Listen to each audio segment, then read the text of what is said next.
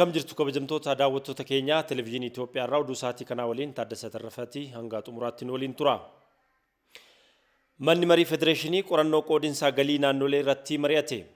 Dhimmicha irrattis qorannoowwan 4 dhiyaatanii irratti mari'atameera.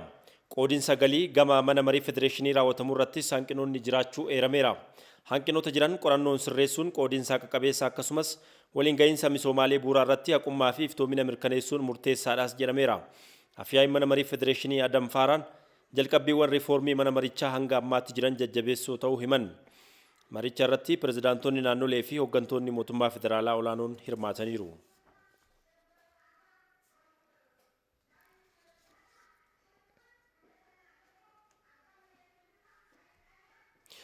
Manni marii tasgabbii dhaabbata mootummoota gamtoomanii birmadummaa bilisummaa siyaasaaf tokkummaa biyyaalessaa Itoophiyaa kan kabaju ta'uu beeksise. Miseensonni mana marichaas ibsa baasaniin mootummaan Itoophiyaa tattaaffii deeggarsa mootummaa naannoo Tigraayitti qaqqabsiisuuf taasifamu kan dinqisiifu ta'uu ibseera. Deeggarsa namoomaa bifa qindaa'een qaqqabsiisuuf tattaaffiin taasifamu jajjabeessaa ta'uu rakkoon namoomaa naannicha keessa jiru ammas yaaddessaa ta'uu manni marichaa eereera. Dhaabbileen deeggartoota idil-addunyaa ulaagaalee deeggarsaa yeroo ariifachiisaa dhaabbata mootummoota gamtoomanii hordofuudhaan deeggarsa Itoophiyaadhaaf taasisan akka cimsan waamichas dhiyeesseera. Sarbamni mirga namoomaa naannichatti qaqqabee mana marichaa daran kan yaaddesse ta'uu ibsuudhaan yakkamtoonni seeratti akka dhiyaatan qorannoon akka gaggeeffamus gaafateera dhaabbanni mootummoota gamtoomanii. Naannichatti nagaaf tasgabbii akka bu'u tattaaffii gamtaan Afrikaa fi mootummoonni misooma baha Afrikaa IGAD taasisan manni marichaa kan deeggaru ta'us beekseera.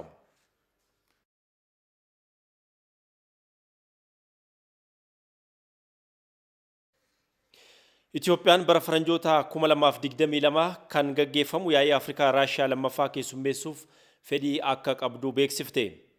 Ministeerri muummee ittaanaaf ministeerri dhimma alaa Dammaqa Mokonnin sadarkaa ambaasaadarootaatti barreessaa tumsaa fooramii Afrikaa Raashiyaa Oleg Ozrev waliin mari'ataniiru. Mariin isaanis qophiin yaa'ii Afrikaa Raashiyaa bara faranjoota 2022 Afrikaatti gaggeeffamu irratti kan xiyyeeffate ta'uun himameera.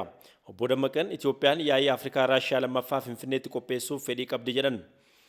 Oleg Ozerov gama isaaniitiin Raashiyaan gama nageenyaa, kalaqa teekinooloojii, qonna, humna niwukilaraa, fayyaa fi kanneen biroo irrattis Itoophiyaa deeggaruuf fedhii qabaachuu ibsaniiru. Kana malees ministeerri muummee ittaanaaf ministeerri dhimma alaa Dammaqa Mokonnin Mooskootti daawwannaa akka taasisaniif waamicha dhiyeessuuf isaanii ragaan ministeera dhimma alaa irraa argame ni mul'isa.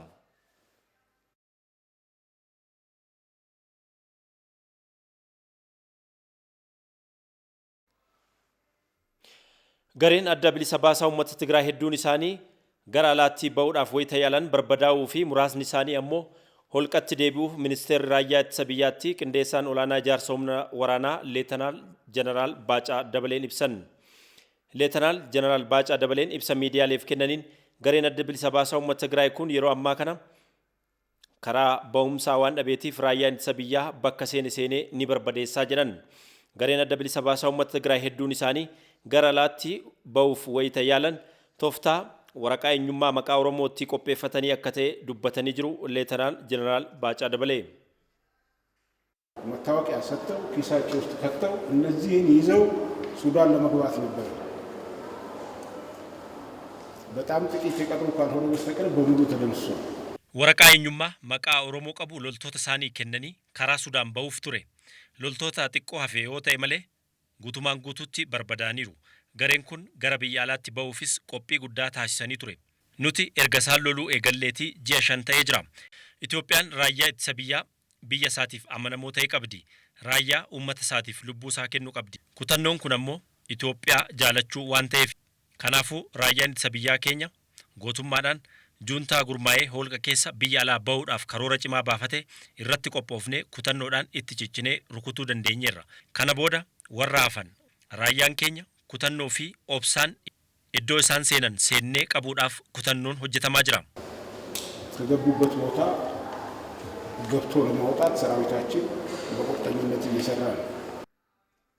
Naannoo Tigraayitti helikooптara mootummaa irratti gareen adda bilisa baasaa uummata Tigraay haleellaa raawwateera odeeffannoon jedhu sobaas jedhaniiru. ትግራይ ውስጥ ሄሊኮፕተር ወድቀዋል። ሄሊኮፕተሩን እኛ መትተን ጥለነዋል ብለው አወጥተዋል። ይሄ ብቻ ሳይሆን በውጊያ ውስጥ በድሮን ያቃጠልናቸውን ታንኮችና መኪናዎች ከየመንገዱ አሁን Tigraay keessatti helikoptarri waraanaa kufeera. Gareen adda bilisa baasaa uummata Tigraay nutu rukutee kuffisee jedhanii odeessaniiru. Kana qofa osoo hin taane nuti dirooniidhaan kan rukunnee guggubaa turre taankota konkolaattota waraanaa nutu rukutee jechaa jiru. Kunis kan ta'e amma neetwoorkiin waan hojjeteef isa nuti rukunne suura kaasanii miidiyaalee hawaasaa irratti gallakkisaa jiru. Helikoptarri keenya kan kufe rakkoo teeknikaa isa mudateeni malee isaan miti kan rukutee kuffise. Kun immoo ni mudata. የኛ ሄሊኮፕተር እነሱ መትተው ይጣሉታል። በራሱ የቴክኒክ ችግር ክራሽ አድርጓል። ይሄ ያጋጥም Leetanaal Jeneraal Baacaa Dabaleen Axaayee fi iddoowwan tokko tokkotti torbee muraasa dura haleellaa lammiilee irra qaqqabeef gaddatti dhaga'ame ibsuudhaan walitti bu'iinsa sana keessatti humni gurmaa'ee wal waraansa kana keessa jira odeeffannoon jedhu sobaa jedhanii komaandi poostiin hundaa'es namoota badii kana uuman seeratti akka dhiyeessu ibsaniiru. ኢትዮጵያ አካባቢዎች በተለይም ሰሜን ሸዋ አጣዬ በተፈጠረው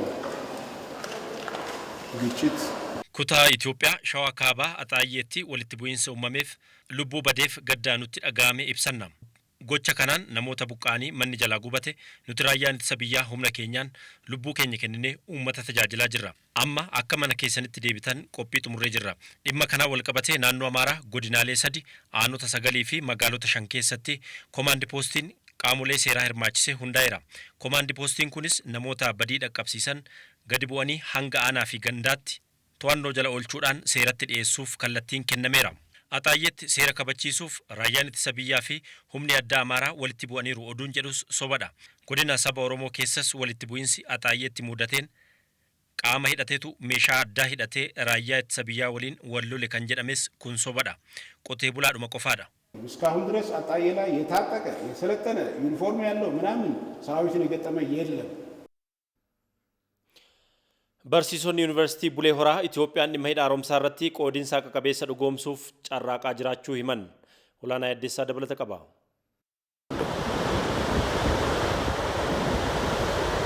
Sadarkaa guddina dinagdee biyya keenyaa keessatti jijjiirama addaa fida jedhamee kan abdatame hidhi haaromsa Itoophiyaa dhiibbaan biyyoota Gibxii fi Sudaan qooda yaada waliigaltee fiduu wantoota garaagarummaa dhalchuu danda'an irratti xiyyeeffachuun dhugaa Itoophiyaan qabdurraas qoollifataniiru. Dhimma kanarratti ETV waliin turtii kan taasisan Yuunivarsiitii Bulee Horaatti barsiisaan muummee barnoota haayidrooliksii fi water resource injineringii Waggaarii Ijjiguu Caalii Itoophiyaan adeemsa hanga ammaatiin seera idil addunyaa eeggattee adeemaa jirti jedhani. Itoophiyaan waan haaraa kalaqxee yookiin immoo waan hin jirre akka jiraatamu goote sun taane qabeenyuma kiyyatti haaluma biyya addunyaan itti fayyadamu kanatti fayyadaman. Inni lammataan yoo fudhatte Eeshiyaa keessatti bishaan guddaan Eeshiyaa keessa kutee darbu walii galanii biyyoon ollaa jiranii biyya sana keessa jiranii akkuma kana haala kanaan fayyadamaa jiran jechuudha. Bishaan kun haayiroopaawurii fayyadamuudhaaf yoo guute biyyoonni gajjallaa sodaa qabanii waan jedhu kanarratti tarii akkuma hangafa siin jedhee kan nyaatee baree yaa wanumatu nyaata kan jedhee mi'eeffatu baay'eetu jira. Akkuma siin jedhee jaarraa tokko olii fi Itoophiyaan lafuma ishee irraa darbuyyuu malee bishaan parsantii 85 maddisiisu kana fayyadamaan ture. Warreen daawun istiriimii yookiin immoo gajjallaa irra jiran kana bishaan kana waan fayyadamee baraniif fakkeessaniiti uummata kakaasuudhaa fi uummata biyya sana kakaasuudhaa fi shakkii kanaan politikaalii fayyadaman malee dhuguma bishaan kun isaan fayyadee isaan miidheeti argama wanni jedhu waan dhugarra fagaatedha. Dhiibbaa dippiloomaasii uumuudhaaf biyyoonni lamaan itti yaadanii hojjechaa jiru. Kanaan addatti sodaan biraa isaan dhiyeessan kamiyyuu fudhatama hin qabusi kan jedhan ammoo Yuunivarsiitichatti barsiisaa muummee haayidrooliksii fi water resource injineringii kan ta'an Hidina Qaachoo Waadaati. Yeroo bishaan fayyadamtu kana daawun istiriimii irra namoonni jiran akka miidhamneef goote fayyadamaa jirti tokko. Lammaffaa daayivarshinii isiin fayyadamte daayivarshinii gara biraa deemu don ta'ini daayivarshinii laga guutee deebee gara sarara isaatti seenee gara isaanii kan deemudha. Yoo kana ta'e warri daawun istiriimii miidhamanii. Fakkeenyaaf Itoophiyaan gadi isheen fayyadamaa jirtu seera bishaanii keessatti waa lamatu jira. Akka saayinsii bishaaniitti yoo lafa sii kaa'ee consumptive use and non-consumptive kan jedhu jira. Consumptive use gaafa jennu yuuserii daawun istiriimii irra jiran yookiin immoo fayyadamtoota gajjallaa irra jiranii miiteeti bishaan kana hunduma isaa daayivert gootee gara haayidroopaawuriitti jijjiiruu kan jedhu. Inni lammataani non-consumptive use kan jedhu immoo daawun istiriimii irra kan jiran yuuserii sanaaf haga isaan barbaachisu sheer gootee fi qabeenya kee kanammoo atis fayyadamuu kan jedhudha. Isa kana keessaa Itoophiyaan kallattii kamiin qabattee jirti yookiin daareshinii kamirra jirti yoo ta'e wanumti saayinsii jenna nuti baay'ee kallattii baay'inaan waan baay'inaan hafamuu danda'a. An saayinsii jiru gaafa laalu neen konseptiifiidha Itoophiyaan kan fayyadamuu barbaadde jechuudha. Maal jechuudha warra gajjallaa jiranis akka miineef warra ofiis immoo gararraa jirtu kana faayidaa irraa argachuudhaaf dhimma dinagdeedha waan taateef rakkoo jirtu keessaa ba'uudhaaf kan karoorfatte natti fakkaata. Gama biraatiin ammoo dhimmi hidha haaromsa kanaa sodaa wal dorgommii dinagdee fuulduratti dhufuu danda'us of keessaa qabaachuus malaa jedhu hayyootni kunneen. Tokkoffaa bishaan kuni humna ibsaa nuu ta'a. Humna ibsaa kana gurgurannee fayyadamuu dandeenya. Ikonomii argachuu dandeenya. Ikonomikaalii karaa misirri daangaa yookaan paaraalaalii misirri deemtu kana keessa deemuu dandeenya nuti tokko. Yeroo kun ta'u maaliif bishaan keenyatu nu guddisaa jechaadha. Bishaan keenyatu qabeenya nu ta'a jechaadha.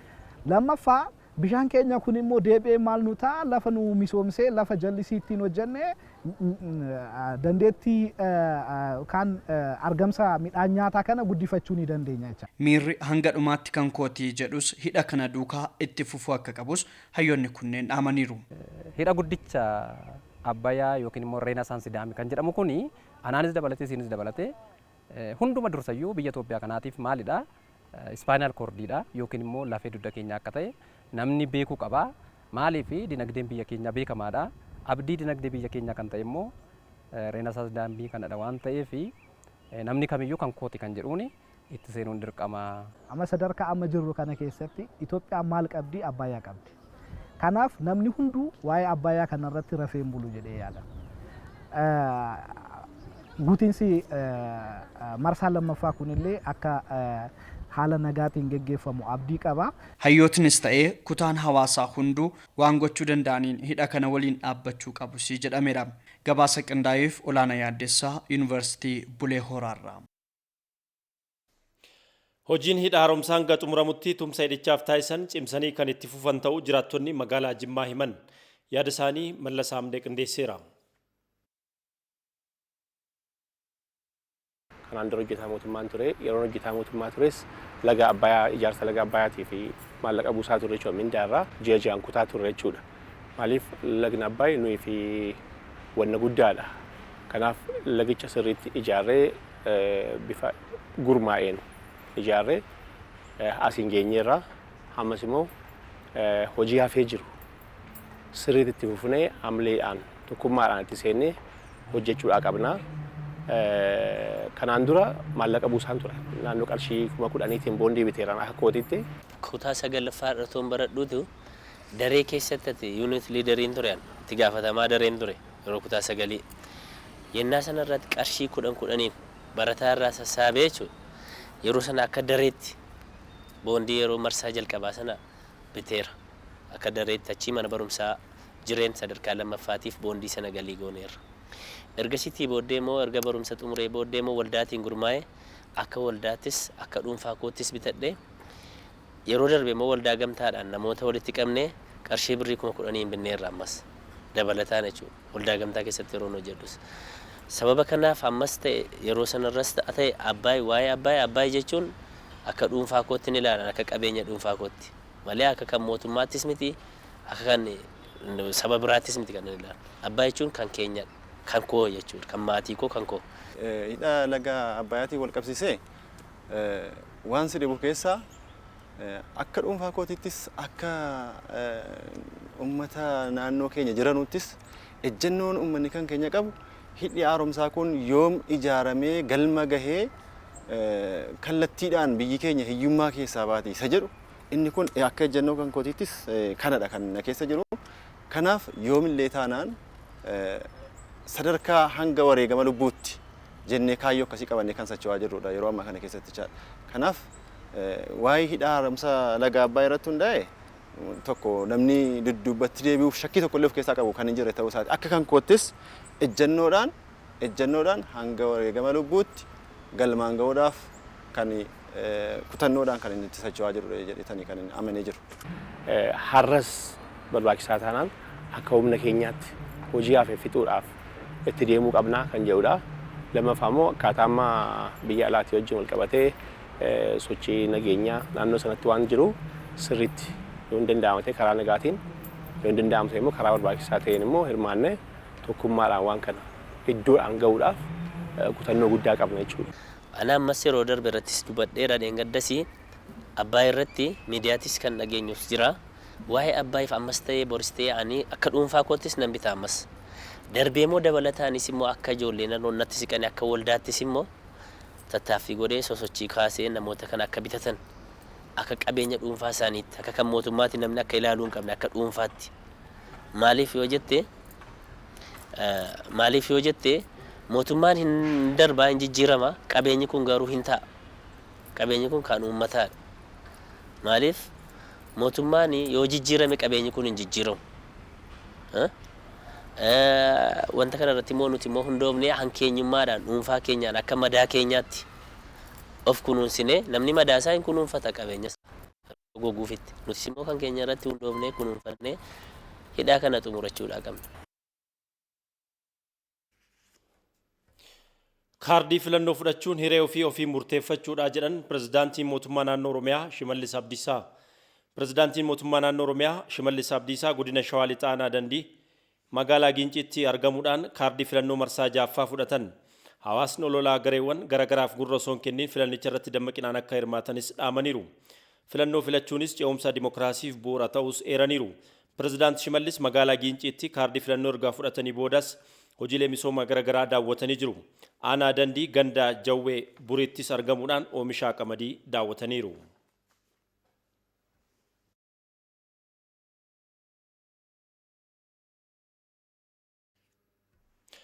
Kabajamtoota daawwattoota keenya dhimma kanarratti gabaasaan keenya Guddataa Ajjamaa toora bilbilaa irratti argama. Heloo Guddataa. Heloo Taaddasa. Gaarii oolte. Akkam oolte. Galata Rabbii egaa pirezidaanti Shimallis kaardii filannoo iddootti dorgomaniitti fudhatanii jiru. Mee yaada isaan achirratti dabarsanii fi daawwannaa taasifames daawwattoota keenya biraan gahe. Ati akkuma seensa irratti yaada kee kaasteni pirezidaantii mootummaa naannoo Oromiyaa obbo Shimallis Abdiisaa godina Shawaa Lixaa Aanaa Dandiitti argamuudhaan kaardii fudhataniitiin kan isaan jiranii. Egaa filannoo kana walqabatee kaardii fudhachuu kana walqabatee miidiyaaleedhaaf ibsa kennaniiti kan jiranii akka isaan jedhanitti uummanni kaardii filannoo fudhachuu akka qabuudha isaan kan jedhanii uummanni kaardii filannoo fudhateetoo fudhachuu qofa osoo hin taane guyyaa filannootis filannicha irratti hirmaachuudhaan hiree isaa ittiin ofiif murteeffachuu qaba kan isaan jedhanidha. Egaa obbo Shimallis uummanni kaardii filannoo kana fudhachuudhaan cinattis filannoon kun akka karaa nagaadhaan tasgabbii qabuun akka gaggeeffamuuf nageenya naannoo isaa akkasumas nageenya naannoo filannoon itti adeemsifamu eeguu qaba kan jedhaniiti kan isaan jiranii. Egaa Itoophiyaa keessatti yeroo ammaa aangoon kan darbuu danda'u karaa kaardii filannootiin qofa sagalee uummataatiin qofa malee kanaan booda karaan taaneen aangoo nan qabadha jedhanii qaamoleen tokko tokko sochiin taasisan gonkumaa hin danda'amu jedhaniiti kan isaan jiranii. Qaamoleen tokko tokko yeroo ammaa humnoota biyya keessa fi humnoota biyya alaa waliin ta'uudhaan gufuu biyya keessatti uummatiin akka isaan jiranidha kan kaasanii. Inumaayyuu keessattuu hidha guddicha Abbaatii walqabatee hidhi guddichi haaromsa Itoophiyaa kuni akka galman geenyeef kanneen hojjetan akka jiranidha kan isaan kaasanii. Isaan alas sabaa fi sablammoota biyyattii walitti buusuudhaan faayidaa yookaan bu'aa siyaasaatiif jecha kanneen socho'an akka jiran hawaasni hubachuu qaba kan jedhanii. Kanarraas hawaasni of eegetoo yeroo ammaa kana paartileen morkii miidiyaalee garaagaraatiin morkii taasisaatiin kan isaan jiranii imaammata isaanii tarsiimoo isaanii dhiyeeffachaa jiru. Hawaasnis yookaan uummannis deeggartootni waan isaan dhiyeessanirraa ka'uudhaan paartii isaaniif ta'u filachuu akka qabanidha kan isaan kaasan jechuudha. Egaa akka waliigalaatti filannoodhaan walqabatee yaadni isaan kaasan kana fakkaataa. Isaan boodas gara daawwannaatti kan deemanii godinuu Shawaa Lixaa Aanaa Dandii ganda Jawwee Burii jedhamu keessatti oomisha qamadiiti kan isaan daawwatanii.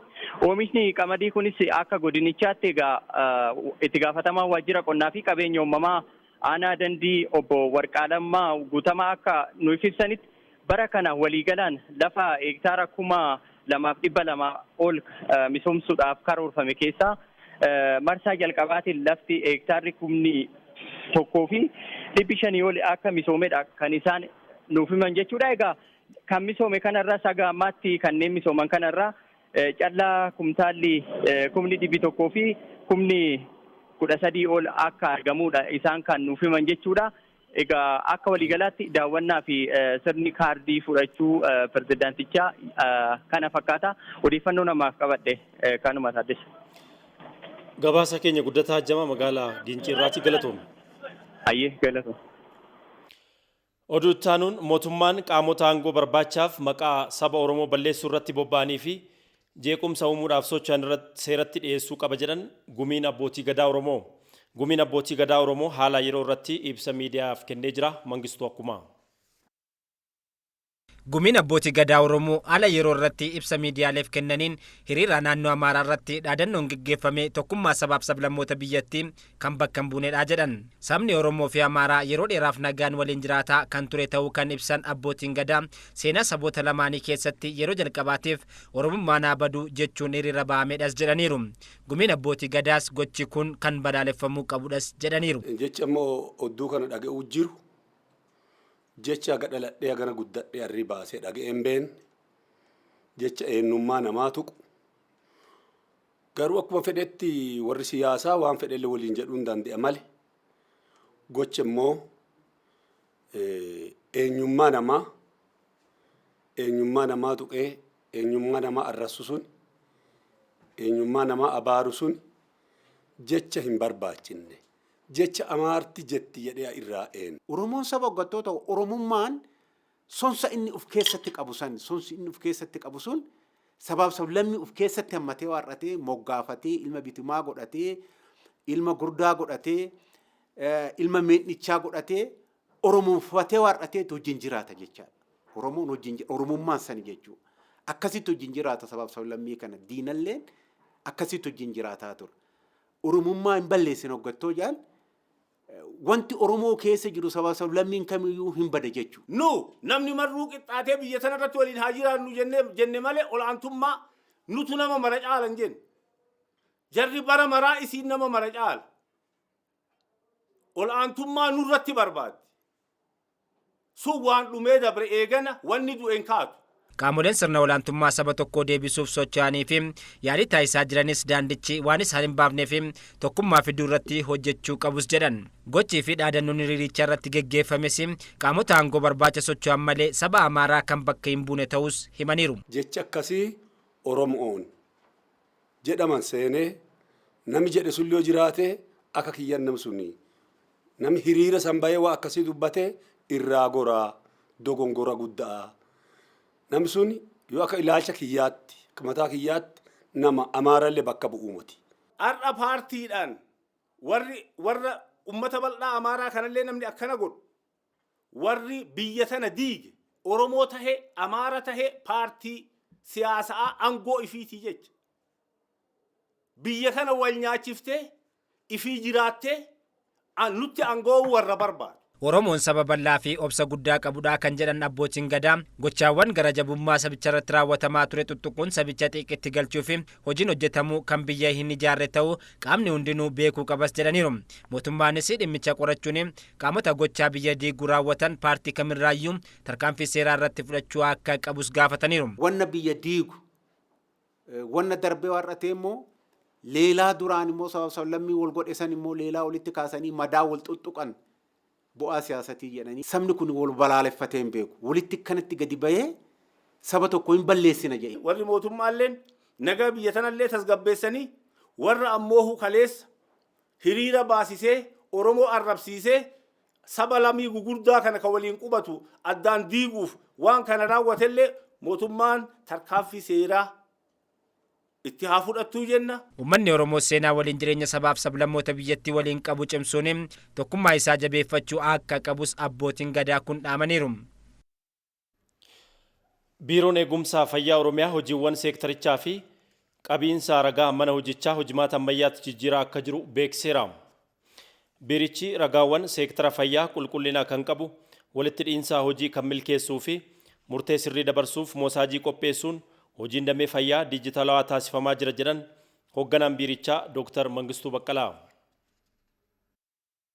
Hard copy keellaa fayyaa 1700 keessa jiru achi gabaasa fidanii ragaa buufataalee fayyaa 1,410 keessa jiru achi fidanii asitti xinxaalanii ragaa dhugaadha jedhanii dubbachuudha baay'ee rakkisaa waan ta'uuf seentiraalii akkamitti hordofuu dandeenya. Dijitaalaayiz gochuu qabna jenneetoo almost bajeta qabnu keessaa bajeta guddaa gara sanitti ramanneetoo unkaalee adda addaa sadarkaa biirootitti qophaa'anii gara kutaa ICTtiin ka gadi darbanii jiru. Moosaajiiwwan adda addaa ka bocamanii ministeera fayyaa wajjin. Lammaffaa taabileetota keessattuu amma hojjettoonni ekstenshinii fayyaa waggaa hojjetan biiroo ta'anii hojjetan. Manaa mana deemanii hojjetu waan ta'eef abbaa warraa tokko haadha warraa tokko maatii tokko bira waggaa deeman ragaawwan achitti guutamuu qaban achumatti guutanii gara sirna ammayyaa kanatti akka dabarsuu danda'an taabileetonni deeggarsa ministeera fayyaatiinis ofii keenyaas ka gadi bu'an hin jiru. Kun sirna qabiinsa ragaa sadarkaa hawaasaatti hojjetamu fooyyessuudhaaf kan hojjetamaa jiru jechaadha. Moosaajii qophaa'e irrattis ragaan yeroo yerootiin walii dabarfamuun qulqullina hojiitiif qooda olaanaa qaba jedhan Dr. Mangistuun. Sirnicha ammayyeessinee gara moosaajii tokkootitti kana dura dhaabbileen gara lixaa jiran dhaabbilee miti mootummaa tokko deeggaraa minaalbaata ragaan biraa sassaabanii galchuu gara bahaa waggaa deemtu kanan biraatti deeggaraa ture ciccitaa ture. Amma garuu ministeerri fayyaa biiroolee wajjin hin ta'uudhaan district health information system ka jedhu DHIS2 ka jedhu sirni tokko hojiirra oolee jira. Amma hundumtuu sassaabamee dhufee sarvarii tokkorra galaa jira jechaadha. Sarvarii sanirraa ati soo beekumsa qabaatte buufattee ilaaluu dandeessa, ani soo danda'e buufachuu danda'a, ragaan ani baasu fi ragaan ati baastu wal fakkaata jechaadha. Kun hojii toora fayyaa irratti hojjetamu ammayyeessuu keessatti gahee guddaa taphata waan ta'eef gara dijitaalaayizeeshinii deemaa jiraachuu keenya fi keessattuu sadarkaa hawaasaatti hojii hojjetamaa ture san keessa Oromiyaan fakkeenya jennee fudhachuu dandeenya. Naannoleen biraa dursinee deemnee jirra. Ragaan humna namaas ta'e walitti hidhiinsaa hojii dijitaalaa gochuunis ragaa sobaa seektaricha kan hambisuudha jedhan Dr. Mangistuun. Seektara fayyaa baay'ee qoraa akka ture gabaasa sobaati. Gabaasa sobaa keellan fayyaa banaa odoo hin ta'in hojjettuun keellaa fayyaa minaalbaata magaala teessee yookaan mana teessee gabaasa maddisiisaa turte. Amma akkas hin ta'u. Qabatamaan tirees gochuun hin danda'ama, duubatti deebi'anii ilaaluun hin danda'ama, galmeen bu'uuraa ilaalama waan ta'eef dhimmoonni sun fooyya'aa jiraachuu isaanii kaasuudhaa fi kanan biraa akkuma ati kaaste ragaa humna namaati. Ragaan humna namaa immoo moosaajiin biraa fayyadamaa ture HRIS ka jedhu Human Resource Information System ka jedhu isa fayyadamaa turre. Innis immoo abbaan qabeenyummaa moosaajii sanii qaamaan biraa ture. Aga danda'ame naannoon ittiin hojjetee gaafa inni bahu walharkaa fuudhuun rakkoo ture waan ta'eef amma ministeerri fayyaa gidduu galeetoo ragaawwan gahammaa moosaajii san irratti fe'amaa turan gara biirootitti akka darban biiroon akka itti fayyadamuu danda'u hojjetamee jira waan ta'eef ragaan keenya almost aga tokko qulqullinni isaa fooyya'aa dhufuusaa kaasuu barbaada. Baankiin addunyaa Itoophiyaadhaaf deeggarsa doolaara miliyoona 900 fi miliyoona 7 taasisuuf waliigalteen mallatteeffame. Waliigalticha ministeerri maallaqaa Ahmad Shidee fi Baankii addunyaatti Daayirektarri Afrikaa Bahaa Osmaan Dooneen mallatteessaniiru. Deeggarsi baankii addunyaa kunis intarpiraayizii maayikiroof xixiqqaa waliin gahinsa elektirikaa fi miidhaa weerara vaayirasii koronaa uumamuu danda'u hir'isuuf kan kenname ta'uu baankichi beeksiseera. Deeggarsa kana keessattis doolaarri miliyoona 200 intarpiraayizii maayikiroof xixiqqaaf oolaas jedhameera. Doolaarri miliyoona 500 ammoo waliin gahinsa elektirikaatiif kan oolu ta'us himameera.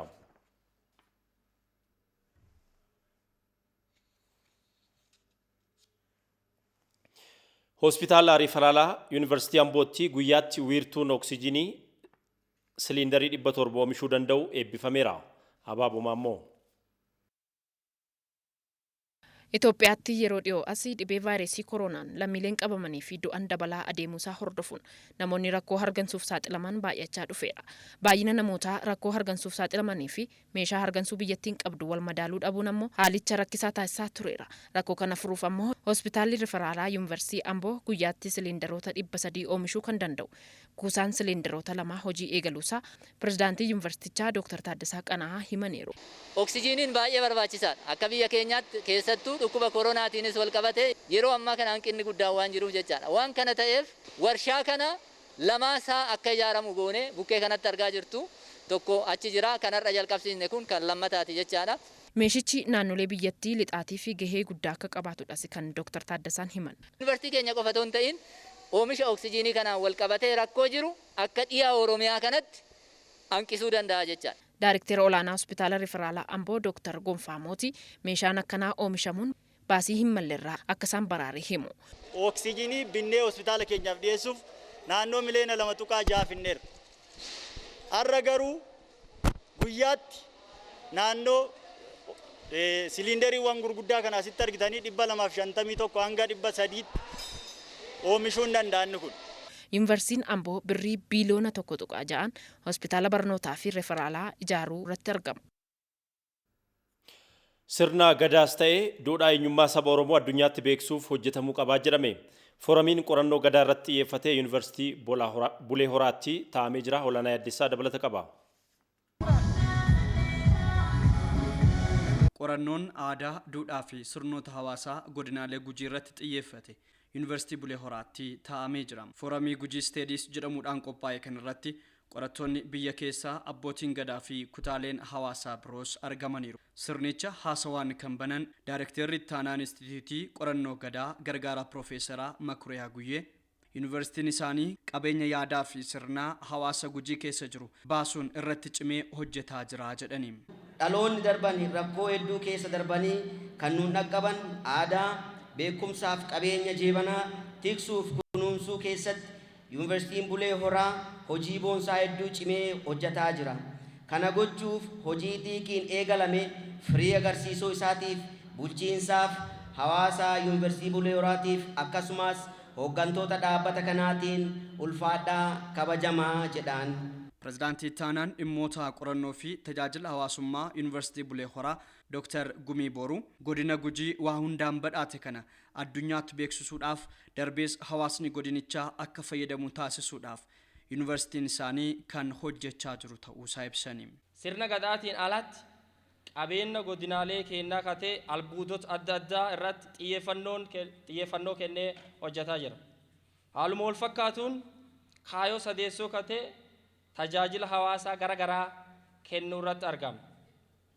Tajaajiloota kanneen keessaa sanyiiwwan filatamaa garaagaraa baay'isuun uummataaf raabsuu, leenjiiwwan garaagaraa tajaajila hawaasaa kennuu, deeggarsa manneen barnootaatiif godhuu, ijaarsa adda addaa dabalatee.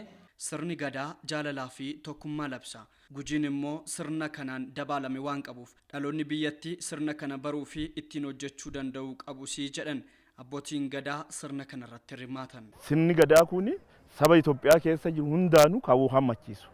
Siyaasa biyya kanaallee fi kan xaqqamu jennee yaanna. Inni kun ati saba sanii, ati sanyii sanii, ati fincaan sanii jedhee nama addaan baasuun beeku sirni gadaa. Isa kanaaf siyaasa biyya tanaallee bu'aa gaarii qaba jedhee yaada. Nama abbaa gadaa itti fokkifatetti waan mootummaan jedhe dhaga'a. Dhaloota duubaatiif nagaa waan nagaa barbaachisuuf waan kanatti malee qo'annaan kun sirna abbaa gadaa yoo barsiisane kana barbaachisaa isin jedha.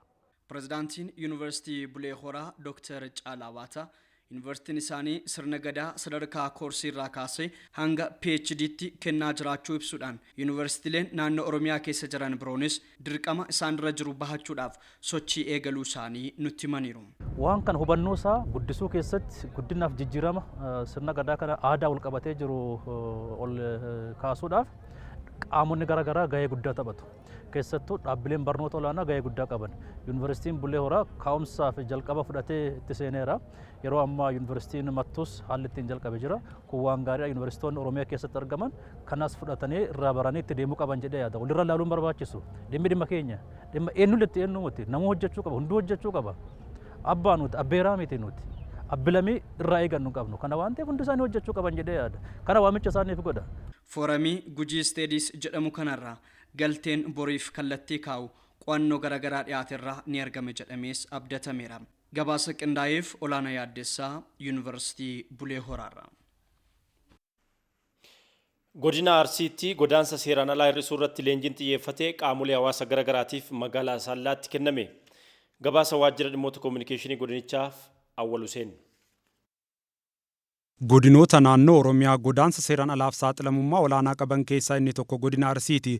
Leenjiin dhimma godaansa seeraan alaa irratti hubannoo hawaasaa gabbisuun rakkinicha hir'isuu irratti xiyyeeffate godina Arsiitti aanaalee rakkinichi itti hammaate 7 hirmaachisuun magaalaa Asallaatti kennameera. Leenjii dhaabbanni godaansa addunyaa biiroo hojjetaa fi hawaasummaa Oromiyaa waliin qopheesse kanarratti qaamoleen hawaasa garaagaraa hirmaataniiru. Qaamoleen kunneenis sababa faddaltoota garaagaraatiin godaansi seeraan alaa itti fufuu eeranii mootummaa waliin ta'uun rakkinicha hambisuuf kan hojjetan ta'uu waltajjicha irratti himaniiru. Ijoollee teena dargaggeeyyii handaaratti deemanii godaansa seeraan alaa kana wayita deemanii ajjeechaan handaaratti biyya irra ruudhaan rakkoon guddaan isaanirra gaheetiin hin jedhe. Lubburra miidhatuyyuu gayaatiin hin jira. Qabeenya argitaniitti hin deemanirra miidhatuyyuu argitaniitti hin gayaatiin argitaniitti hin jira. Waliigala biyyattii irratti immoo humni oomishaa kun har'a ka'ee deemee yoo jedhe biyyattiin tun humni isiin qabdu humna namaatii fi humna lafaa qofa waan qabduuf humni namaa kun har'a irraa deemee bara tokko keessatti ergitaniitti namoonni kumaatamaan hasaban yoo deeman yoo karatti ergitaniitti nyaatamanitti jedhan biyyattiin tun miidhaan irra eegawuun isii. Aanan jaju godaansa seeraan alaatiin deemuudhaan sadarkarra jirra jechuudha. Keessattuu dargaggoonni achirra deemuudhaan namoonni hanga wal awwaaluu dadhabuutti deemanii turan jechuudha. Ganna tokko keessatti dargaggeessa gara 800 700 akkas ka deemaa turanii jiran jechuudha. Amma gandoonni jaan filanne kuni ka godaansi keessatti baay'atu. Namoonni dhiiratu iyyuu muluu irraa baqatanii maatiin dubartoonni qofti kan ardarratti hafan ta'uu isaati jechuudha. Namni cabee gale, namni ijji badde, namni immoo qaamni isaa hir'atee gale nama hedduu akka aanaa shirkaatitti amma laallee waan argamuu danda'u jechuudha. Kanaaf namoonni kun sababni isaan godaansarraa ga'e maalinnu hubannoodha. Karaan seeraa odoo jiru, karaan mootummaan mijeessu odoo jiru dallaalaan gowwoomfamee namni gara seeraan alaatiin deemee ilmi namaa lubbuu ofii dhabee yookaan immoo qaamaan miidhamee yookaan qabeenyi irraa saamamee rakkoo hamaa irra kan ga'e. Eejensii seeraan alaa dallaala seeraan alaa jechuudha. Hattuu dallaala seeraan alaa hattuudha. Hattuun kun ani dallaala jedheeni attaallalee keessumaayyuu dubartoota attaallalee biyyaa baasetiniin handaaratti gate dallaala kaan irraa kaanitti dabarseetiniin jedhu dallaalaa.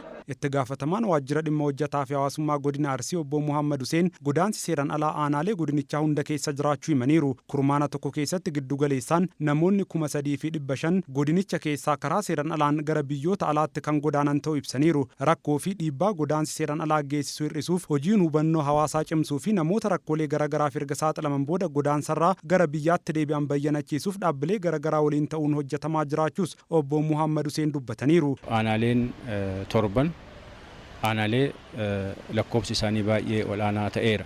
Isaan keessaa aanaa akka Roobee, aanaa Suudee, aanaa Shirkaa, aanaa Jajuu dabalatee kanuma bara kanaa fudhanne averejjiidhaan namoonni kurmaana tokko keessatti yookaan ammoo baatii 3 keessatti namoonni 3,500 ta'an godina keenyarraa karaa adda addaatiin gara biyya alaatitti karaa seeraan alaatiin ni godaanu jechuudha. Namootuma rakkoo garaagaraatiif saaxilamanii carraa gara biyyaatti deebi'uu argatan kana akka fakkeenyaatti fudhannee waan isaan irra gaheerraa ka'anii uummata keenya illee akka hubachiisan isaan illee gahee isaanii gama kanaan akka waan gochuudhaaf hojjechaa kan jirru ta'uu isaati ibsuu barbaadu. Biiroo dhimma hojjetaa fi hawaasummaa Oromiyaatti dursaa garee babal'ina bobba'iinsa hojii kan ta'an obbo Geetaachoo Guddisaa gama isaaniitiin caasaa biirichaa fi hawaasa keessatti koree ittisaa fi to'annoo godaansa seeraan alaa ijaaruun hawaasni dhimmicha irratti hubannoo argatee gahee ofii akka bahu hojjetamaa jira jedhaniiru. Sosochiin uummata ittisaa fi to'annoo kanarratti sadarkaa godinaatti sadarkaa aanaatti akkasumas haga gandaatti akka gadi bu'u kallattiin kennamee amma godinarra jira jechuudha.